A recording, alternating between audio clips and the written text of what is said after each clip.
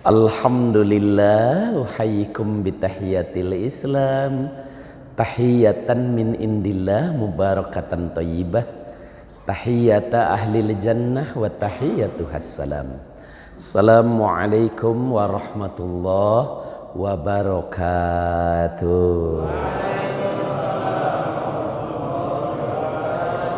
Alhamdulillah alladzi an'ama alaina bi ni'mati Ramadan. Asyhadu an la ilaha illallah wahdahu la syarikalah wa asyhadu anna Muhammadan abduhu wa rasuluh. Allahumma iftah lana qulubana wa alhimna rusydana wahdina ila siratikal mustaqim. Faqala ta'ala a'udzu billahi samiil alim minasyaitonir rajim. Ya ayyuhalladzina amanu ittaqullaha haqqa tuqatih wa la tamutunna illa wa antum muslimun, amma ba'du. Terima kasih kesempatan yang diberikan pengurus Masjid Al-Hamra, bapak-bapak dan ibu-ibu, saudara-saudara jamaah subuh Masjid Al-Hamra, jamaah yang saya cintai, yang disayangi Allah Subhanahu wa taala. Bersyukur kita kepada Allah, subuh yang barokah ini hari ke-20 di bulan Ramadan 1442 Hijriah. Itu artinya sudah 2/3-nya Ramadan tahun ini kita lakoni, dan tersisa fase ketiga 10 hari terakhir. Semoga Allah Subhanahu wa taala menerima ibadah Ramadan yang sudah kita lakoni, dan kita diberikan gelora semangat untuk menyelesaikan sampai 10 hari ke depan insyaallah. Bapak Ibu jamaah subuh, kenapa saya menyebut jamaah subuh secara khusus? Karena jamaah subuh ini spesial, istimewa. Nabi SAW mendoakan khusus, ya, dengan doanya yang terkenal, Allahumma barik ummati fi bukuriha. Ya Allah, barokahilah umatku, kata Kanjeng Nabi, fi bukuriha, di waktu pagi-pagi bangetnya. Ya, pagi-pagi banget itu ya sekarang ini, ba'da subuh. Ya, oleh karena itulah seorang tokoh nasional, penggagas NKRI, tokoh masyumi, Bapak Muhammad Natsir pernah mengatakan umat Islam itu umurnya lebih panjang. Kenapa lebih panjang? Karena sebelum subuh sudah mulai aktivitas kehidupan. Orang lain masih tertidur, dia sudah memulai aktivitas. Ya, diawali apalagi bulan Ramadan ini, diawali dengan tahajud, sahur, ya, kemudian habis subuh sudah di masjid. Masya Allah. Yang lain jam 8 baru bangun, ya kan? Kalau umat Islam itu umurnya lebih panjang insya Allah. Sudah begitu didoakan khusus oleh Kanjeng Nabi. Dan alhamdulillah subuh yang barokah ini saya dapat hadir di tengah-tengah kita. Insya Allah sampai menjelang syuruk nanti kita akan duduk di majelis ilmu yang mudah-mudahan memberikan barokah, ya. Nah, ini Al-Hamra ini lebih dari TV One, ya. TV One minta ke saya biasanya sebulan sebelumnya, ya, Al-Hamra 2 hari sebelumnya. Tapi alhamdulillah saya dapat hadir di tengah-tengah kita. Jamaah yang saya cintai, ada nuzulul Quran, ada Lailatul Qadar. Apa bedanya? Kalau Lailatul Qadar itu juga ada 2 macam. Ada Lailatul Qadar yang pertama dan itu hanya sekali, yaitu Lailatul Qadar malam turunnya Al-Quran sekaligus 30 juz jreng dari Lauhil Mahfuz ke namanya Baitul Izzah yang ada di Sama'ud Dunya, langit dunia. Ya, sebagaimana ayat inna anzalnahu fi lailatul qadar. Sungguh kami telah menurunkan Al-Quran pada malam Lailatul Qadar. Anzala yunzilu itu wajan af'ala yuf'ilu, artinya menurunkan sekaligus. Ya, itu Lailatul Qadar yang pertama. Ada Lailatul Qadar yang kedua. Wa ma adraka ma Lailatul Qadar. Lailatul Qadar yang kedua itu Lailatul Qadri khairun min alfis syahr. Malam Lailatul Qadar yang kedua ini adalah yang nilainya lebih baik dari 1000 bulan. Kata Kanjeng Nabi dalam hadis, iltamisu fil ashril awakhir min Ramadan. Cari di setiap 10 hari terakhir bulan Ramadan. Jadi Lailatul Qadar yang kedua ini adalah yang insya Allah kita dapatkan setiap tahun. Insya Allah. Mencarinya bagaimana? Mencarinya dengan peningkatan ibadah di 10 hari terakhir Ramadan.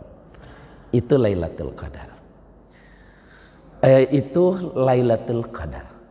Terus kalau nuzulul Quran apa?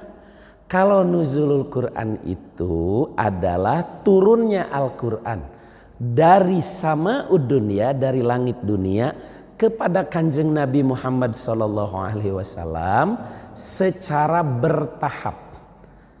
Makanya Quran menyebutkan bahasanya wa nazzalnahu tanzila. Nazzala yunazzilu wajan fa'ala yufa'ilu, itu menurunkan bertahap. Kalau anzala yunzilu menurunkan sekaligus.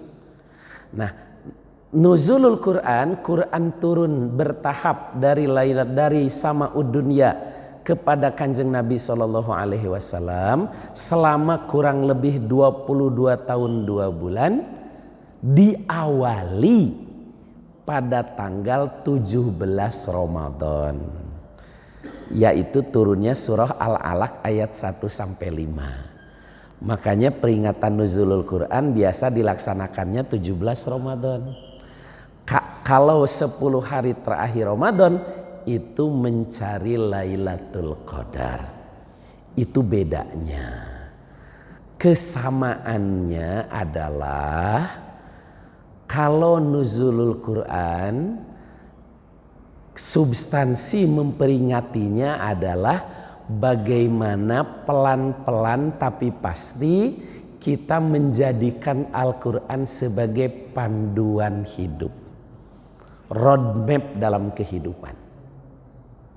Kalau Lailatul Qadar memperingatinya adalah dengan berupaya menggapai malam Lailatul Qadar tersebut dengan peningkatan ibadah seperti iktikaf.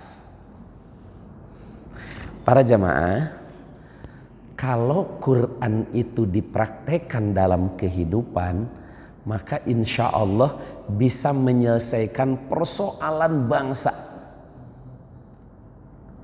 Di Damai Indonesiaku hari Rabu kemarin saya sampaikan, kita ambil contoh satu saja dari ayat Al-Quran dipraktekkan atau kesadarannya tumbuh di dada kaum muslimin, itu mampu menyelesaikan persoalan bangsa. Apa? Ayat yang berbunyi wa atuz zakah. Tunaikan zakat. Para jamaah, perintah zakat itu kan selalu bergandeng dengan sholat. Aqimus sholah wa atuz zakah. Alladzina yuqimuna sholah wa yutuna zakah. Alladzina hum fi sholatihim khashi'un walladzina hum lizzakati fa'ilun. Dalam Al-Quran ada 29 kali Allah menggandengkan perintah sholat dengan zakat. Jika ini saja kesadarannya sudah bagus di dada kaum muslimin, persoalan kemiskinan itu selesai. Karena nggak ada lagi orang miskin yang terlantar. Tidak ada lagi orang duafa yang nggak ada yang ngurus. Sekarang ini di kaum muslimin, kalau kesadaran bahwa sholat itu wajib sudah bagus. Walaupun nggak sholat, orang tahu kalau sholat itu wajib. Ya kan? Kata orang Kulon, aing ke sholat, Islam dihina, kadek ku ngaing, kan gitu. Kata orang Betawi, gua kagak sholat, Islam dihina, gua bacok lu, kan gitu. Artinya apa?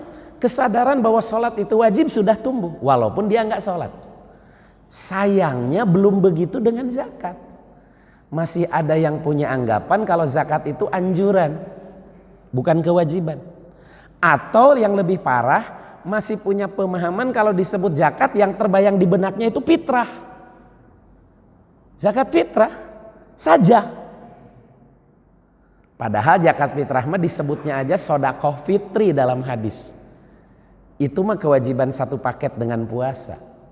Yang dimaksud zakat itu kan zakat mal. Tadi saya mengatakan kalau kesadaran zakat tumbuh seperti sholat di dada kaum muslimin bisa menyelesaikan persoalan bangsa. Mungkin ada yang mengatakan, teori. Ini sudah terbukti dalam sejarah. Kita ambil contoh apa yang terjadi di masa pemerintahan Umar bin Abdul Aziz. Umar bin Abdul Aziz ini khalifah ke-8 Bani Umayyah. Ya, dia berkuasa dari tahun 99 Hijriah ke tahun 101 Hijriah. Hanya 2 tahun. Tapi dalam waktu 2 tahun, kekuasaan Islam yang membentang dari Syam sampai Yaman, kalau sekarang itu jadi 52 negara. Waktu itu satu pemerintahan, Kementerian Zakat sampai bingung menyalurkan zakat. Karena semua orang mengatakan kami muzaki bukan mustahik. Sama kayak sekarang, semua mengaku mustahik, susah cari muzaki. Ya. Ini kisah yang terjadi dalam sejarah, bukan teori. Sampai-sampai Menteri Zakat lapor, ya Amirul Mukminin, bagaimana ini? Harta zakat bertumpuk, kami kesulitan membagikan. Semua orang mengatakan kami muzaki bukan mustahik. Kata Umar, coba data penduduk yang belum punya rumah, hakikatnya masih miskin, bangunkan rumah oleh negara, karena rumah adalah kebutuhan dasar. Masya Allah, didata tuh yang numpang di masjid, yang numpang di mertua, yang ngontrak, yang kos, dibangunkan rumah. Rumahnya juga bukan rumah RSSSSSSSSS, rumah sangat sempit, sumpek sekali, sampai-sampai selonjor saja susah, bukan. Ini rumah yang representatif.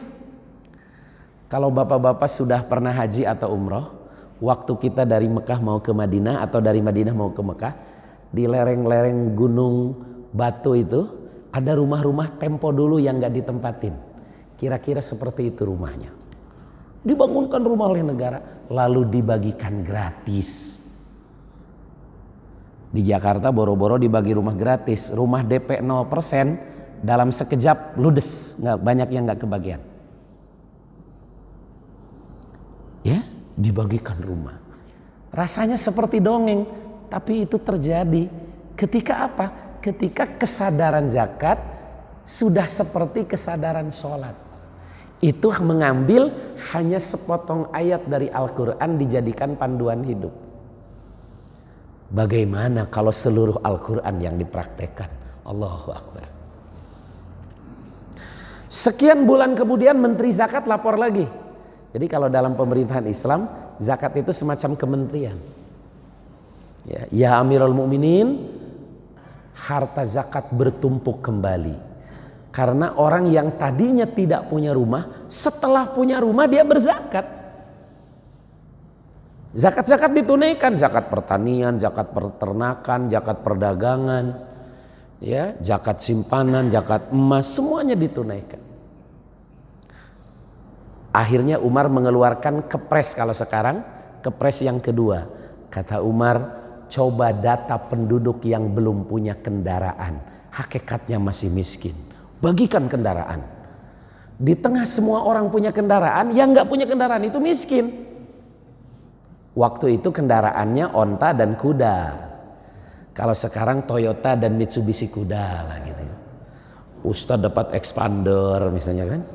Bagikan, ada yang saya bakmi wau nggak apa-apa. Dibagikan semua satu-satu. Seperti dongeng dan seperti mimpi, tapi itu terjadi dalam sejarah di masa yang begitu singkat. Sampai-sampai dari wilayah Ethiopia itu kalau disebut sekarang di benak kita yang terbayang apa? Miskin, kelaparan. Di Ethiopia petugas zakat keliling dari rumah ke rumah mereka semua mengatakan, cari yang lebih miskin dari kami. Kami muzaki bukan mustahik. Masya Allah. Akhirnya dibagikanlah kendaraan kepada yang tidak punya kendaraan. Sekian bulan kemudian menteri zakat lapor lagi. Ya Amirul Mukminin, harta zakat bertumpuk kembali. Orang yang tadinya nggak punya rumah, nggak punya kendaraan, setelah punya rumah dan kendaraan menjadi zakat dan lebih besar. Akhirnya Umar mengeluarkan kepres yang ketiga. Ini yang lebih menarik lagi. Kata Umar, coba data bujangan-bujangan yang telat menikah. Nikahkan oleh negara, berikan rumah, berikan kendaraan. Masya Allah. Kata anak muda, sayang hidupnya gue sekarang gitu. Terjadilah nikah masal. Umar punya alasan, nikah itu persoalan sosial. Kalau nikah dipermudah, orang akan susah berbuat zina. Kenapa di negeri kita tercinta Indonesia ini begitu mudah orang berzina? Karena nikah susah. Apalagi kalau ada kalimat lagi, lebih susah. Ya, nikah lagi, lebih susah lagi. Dibangun, dinikahkan oleh negara, diberikan rumah, diberikan kendaraan. Masya Allah. Dan ketika sekian bulan kemudian menteri zakat lapor lagi, harta zakat bertumpuk, baru kebijakan yang keempat, berikan sebagai pinjaman kepada kafir dhimmi. Jadi kalau orang kafir tidak berhak atas zakat, dia berhaknya pinjaman saja. Para jamaah, ini hanya contoh nyata. Kalau Quran dipraktekkan dalam kehidupan, hanya mengamalkan ayat yang bergandeng dengan sholat saja, wa atuz zakah, sudah mampu menyelesaikan persoalan bangsa, persoalan kemiskinan. Apalagi kalau semua tuntunan Quran itu kita jadikan panduan. Misalnya ayat tentang menutup aurat. Kalau dipraktekkan di setiap rumah tangga kita, Masya Allah, nggak ada kejahatan seksual. Kan sepreman-premannya preman, kayak apa itu? Sepreman-premannya preman, kalau sama yang nutup aurat segan, ya enggak? Tapi sebaik-baiknya orang, jemaah rutin pengajian Alhamro, rutin berjamaah di Alhamro, pas naik bis di depan dia ada perempuan, atasnya bupati, buka paha tinggi-tinggi, ya kan? Dari atas turun, dari bawah naik. Tadinya nggak iseng juga jadi iseng. Padahal tadinya nggak mau iseng. Di depan dia. Sebaik-baiknya orang, kalau kejahatan di depan mata susah menghindar. Tapi sepreman-premannya preman, kalau sama yang nutup aurat tidak berani, dia kurang ajar. Kalau setiap kita para ayah, para suami, ya, mempraktekkan itu, insya Allah terpelihara kehormatan keluarga kita. Makanya wahai para ayah, para suami, berdosa kita kalau anak gadis kita tidak menutup aurat. Berdosa ayah, berdosa orang tua membiarkan anak gadisnya yang sudah dewasa berpenampilan you can see please. Itu kalau ayat tentang menutup aurat kita praktekkan. Apalagi kalau semuanya ayat tentang berumah tangga, berkeluarga, mencari nafkah.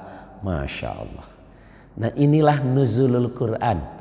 Bagaimana kita pelan-pelan menjadikan Al-Quran sebagai panduan dalam kehidupan kita. Adapun Lailatul Qadar, wabil khusus di 10 hari terakhir ini, bagaimana kita meningkatkan ibadah untuk menggapainya. Menggapai malam yang lebih baik dari 1000 bulan itu. Dengan cara apa?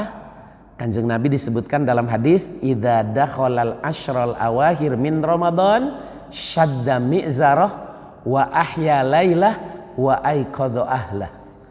Adalah Kanjeng Nabi SAW, kalau sudah masuk 10 hari terakhir Ramadan, beliau mengencangkan ikat pinggangnya. Mengencangkan ikat pinggang itu bahasa kiasan. Ya, kalau bahasa kita mah menyingsingkan lengan baju.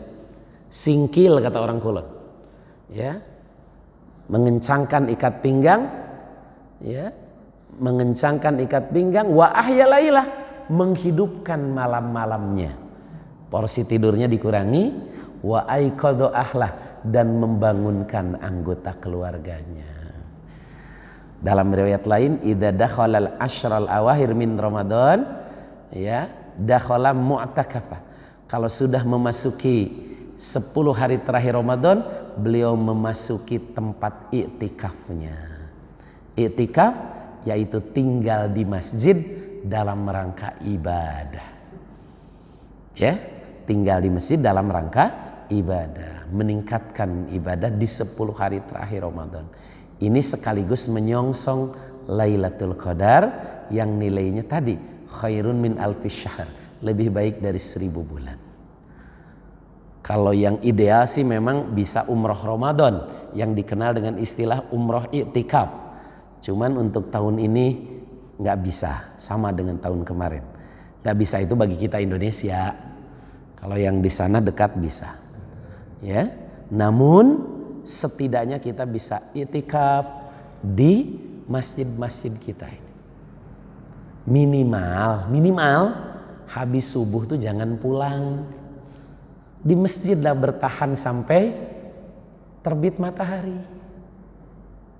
Bunyi hadisnya begini, man shallal fajra jama'atan thumma yaq'udu yadhkurullah hatta tatlu asyams fasalla fihi raq'atain kana ka ajril hajj awil umrah tamatan.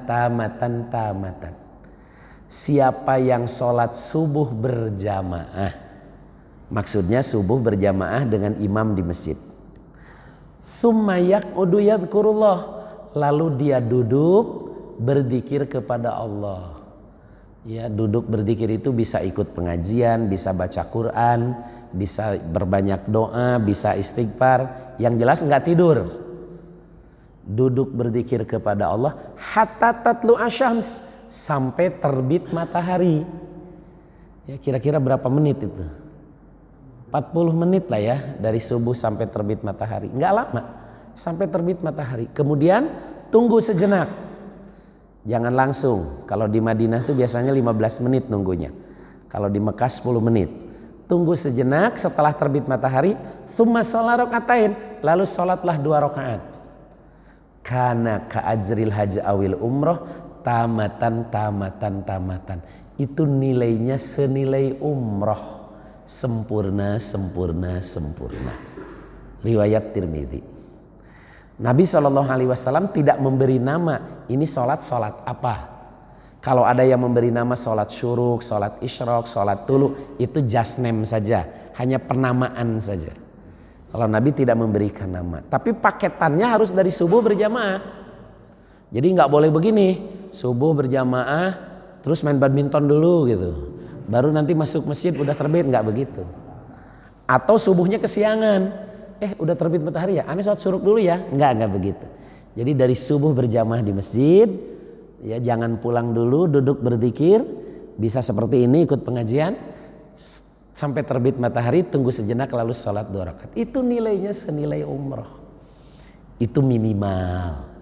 Syukur-syukur kalau habis duhur juga tetap duduk dulu lah di masjid. Kan di antara yang kesempatan Ramadan yang tidak boleh dilewatkan itu adalah doa kita mustajab. Para jamaah, ada 3 kesamaan antara Ramadan, umroh dan haji. Apa itu? Yang pertama, diampuni dosa-dosa. Yang kedua, dikabulkan doa-doa. Dan yang ketiga, dijanjikan surga. Itu kesamaan Ramadan, umroh dan haji. Kalau umroh tidak semua orang bisa, haji apalagi. Kalau jamaah Al-Hamrah daftar sekarang 23 tahun lagi baru berangkat, tambah 2 tahun yang ini ditunda ya kan? Tapi kalau Ramadan tidak dipilih-pilih, tidak dipilah-pilah, semuanya mendapatkan. Yang pertama diampuni dosa-dosa. Kalau umroh kan hadisnya jelas, al umroh ilal umroh kafaratun lima bainahuma. Dari umroh ke umroh itu menghapus dosa-dosa. Haji jelas, man hajja lam yarpus walam yapsuk raja'a kharaja min dunubihi kayaumi waladathu ummuh. Siapa yang haji tidak ropas, tidak pusuk, ya, dia pulang bersih dari dosa-dosanya seperti baru dilahirkan ibunya. Masya Allah. Berbahagialah yang sudah haji. Disamakan dengan bayi baru lahir. Kalau Ramadan bagaimana? Man shauma Ramadan imanan wahtisaban ghufira lahu ma taqaddama min dzanbi. Siapa yang puasa Ramadan, di hadis yang lain man qoma Ramadan. Kalau dipadukan hadis ini menerjemahkannya begini, siapa yang puasa Ramadan di siang harinya, dilengkapi sholat taraweh di malam harinya, landasannya iman dan semata-mata berharap ridha Allah, diampuni dosa-dosa yang telah lalu. Masya Allah. Sama enggak? Sama. Enggak bayar, enggak ngantri, enggak bikin paspor, enggak ngurus visa, enggak suntik meningitis, enggak divaksin. Kecuali vaksin yang kemarin. Ya. Itu kesamaan fungsi Ramadan, umroh dan haji. Diampuni dosa-dosa kita. Makanya perbanyak istighfar di bulan Ramadan ini. Habis sholat jangan dulu kabur. Syukur-syukur, ya, di samping istighfar gunakan momentum untuk berdoa. Karena kesamaan yang kedua, Ramadan, umroh dan haji dikabulkan doa-doa. Suatu ketika kata Umar bin Khattab, saya mau berangkat umroh, minta izin kepada Kanjeng Nabi. Kanjeng Nabi bersabda, la tansani ya ukhoy min du'aik. Bro, jangan lupa doain aneh. Kata Umar, tiada yang membahagiakan dalam hidup saya kecuali dua. Pertama waktu saya masuk Islam, yang kedua waktu mendengar ucapan Kanjeng Nabi tadi. Bayangkan beliau minta didoakan ke aneh. Berarti kan doa aneh ini mustajab betul. Tentu bukan cuma doa Umar, doa setiap orang yang berangkat umroh dengan niat yang ikhlas dan pelaksanaannya sesuai sunnah. Itu mustajabnya doa umroh. Haji apalagi, karena banyak tempat-tempat mustajab yang hanya ada dalam haji, lain nggak ada. Di Arafah di kala wukuf, di Muzdalifah setelah mabit, di Jamarot setelah lontar jumroh, itu kan hanya ada dalam haji. Nah kalau Ramadan mustajabnya di mana? Ramadan tuh mustajab dua, orangnya mustajab, waktunya yang mustajab. Nabi bersabda, salah satun la turadu doa. Ada 3 kelompok yang doanya tidak ditolak, alias mustajab. Siapa? Yang pertama al-imamul adil, pemimpin yang adil. Cuman sekarang susah nyari pemimpin yang adil. Adanya di Turki sana, Presiden Erdogan. Ya. Yang kedua, wasoim hatta yubtiro, orang yang puasa sampai berbuka. Dan yang ketiga, al-madlum, yang didolimi, jangan mau didolimi. Ya kan, walaupun kita udah didolim berkali-kali, salah sendiri, salah milihnya, kan gitu ya. Kalau yang kedua ini semua kita punya apa? Puasa. Maka di tengah kita berpuasa, habis duhur, habis asar, ya, habis tahajud, habis taraweh, gunakan untuk berdoa. Mumpung doanya mustajab. Jadi kalau habis subuh, tahanlah di masjid sampai terbit matahari. Syukur-syukur bisa itikaf sampai duhur. Kalaupun enggak, pada duhur jangan pulang dulu. Duduklah sejenak doa. Syukur-syukur bisa sampai asar. Kalaupun enggak bisa, habis asar jangan dulu cabut. Duduklah sejenak. Baca Quranlah dulu. Apalagi menjelang berbuka, itu termasuk waktu yang mustajab. Ya, makanya kalau mau berbuka itu jangan ngeributin kolak. Wa ma adraka ma kolak. Saat-saat mustajab doa. Ya. Demikian juga di kala sahur. Wabil ashari hum yastaghfirun. Perbanyak istighfar. Para jamaah, ini ya. Terus tadi yang ketiga, kesamaan Ramadan, umroh dan haji adalah dijanjikan sorga. Masya Allah. Diampuni dosa-dosa, dikabulkan doa-doa, dijanjikan sorga. Dalam hadis disebutkan kalau yang puasa itu bukan hanya sorganya, pintunya aja khusus. PIV, apa nama pintunya? Ar-Royan. Wow. Dipanggilnya aja dari pintu khusus Ar-Royan. Nah oleh karena itu, kalau ada di antara kita yang tahun ini tertunda keberangkatannya, nggak perlu kecewa. Ramadan masih berfungsi sama seperti umroh dan haji. Demikian juga yang terbiasa umroh Ramadan tidak perlu berkecil hati. Fungsikan Ramadan sama dengan umroh dan haji. Ya, mudah-mudahan kita mendapatkan ketiga-tiganya. Diampuni dosa-dosa, dikabulkan doa-doa, dan sama-sama berkumpul di surganya Allah. Hari ini kita berkumpul di sini, alhamdulillah, kelak kita berkumpul di surganya Allah Subhanahu wa taala. Waktunya habis, kita punya waktu untuk berdialog. Kalau ada, saya persilahkan. Ya, kalau ada yang ditanyakan, wallahu a'lam bishawab. Udah syuruk ya? Ya, silakan.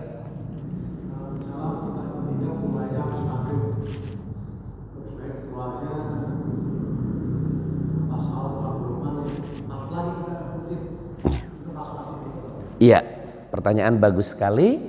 Bagaimana kalau mulainya ba'da maghrib sampai sahur, keluar dulu rumah lalu balik lagi. Jadi begini, itikaf yang paling minimal itu baina waqtain, antara dua waktu sholat itu paling minimal.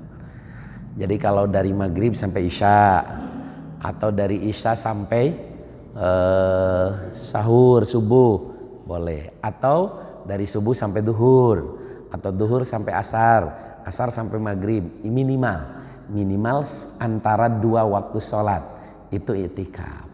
Jadi kalau pertanyaan Bapak tadi, oh itu itikaf banget itu, masuk kategori insya Allah.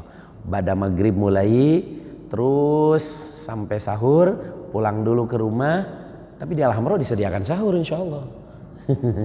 Ya, pulang dulu ke rumah, habis subuh balik lagi, itu termasuk itikaf. Ya, hanya saja yang ideal itu kalau kebutuhan sahur dan buka disuplai dari rumah ke masjid, itu yang ideal.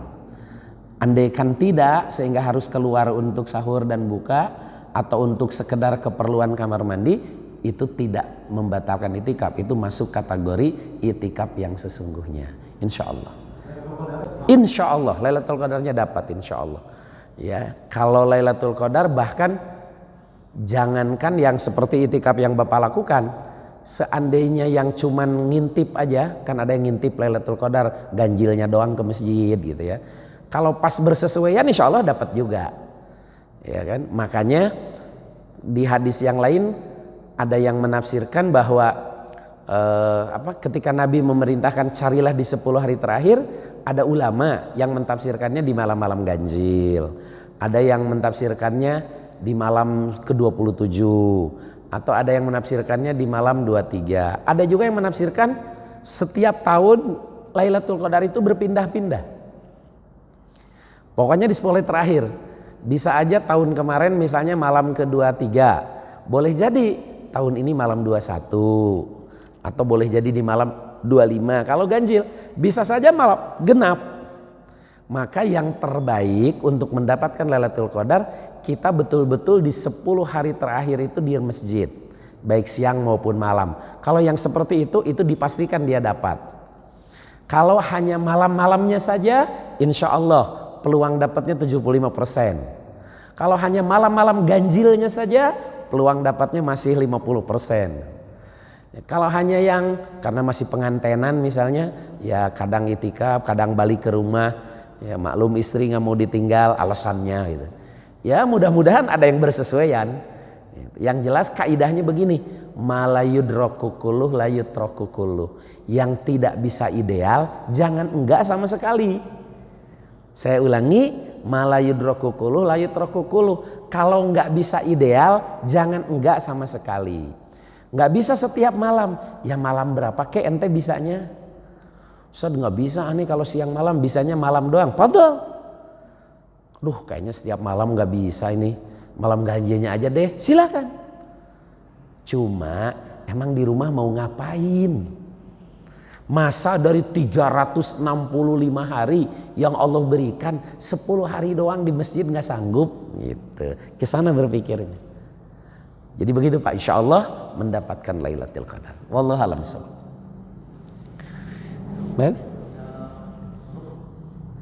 Ya,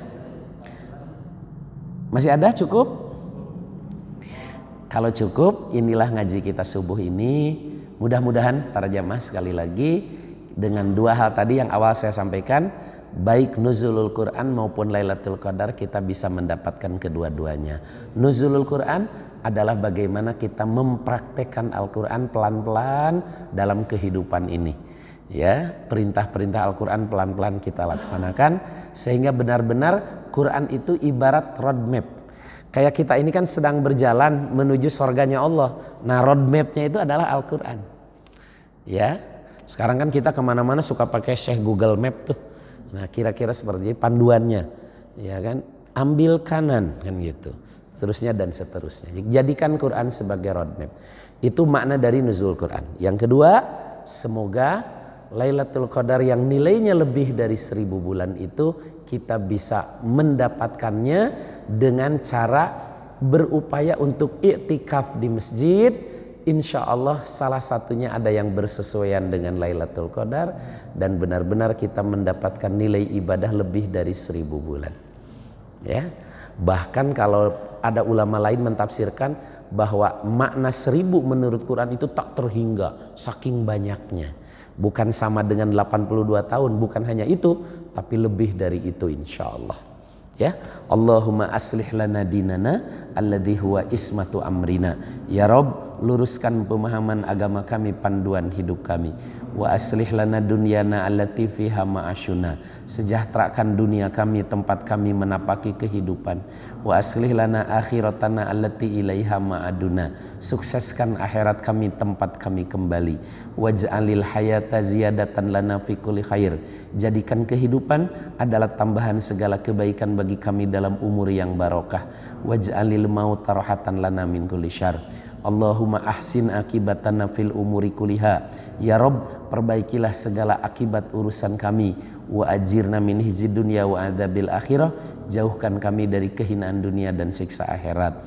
Rabbana hadza du'a wa minkal ijabah. Allahumma barik lana fi Ramadan wa balighna Ramadan, balighna Ramadan, waj'alna minal muttaqin, waj'alna mu'minina haqqan. Rabbana atina fid dunya hasanah wa fil akhirati hasanah wa qina adzabannar. Subhana rabbika rabbil izzati amma yasifun, wassalamun alal mursalin, walhamdulillahi rabbil alamin.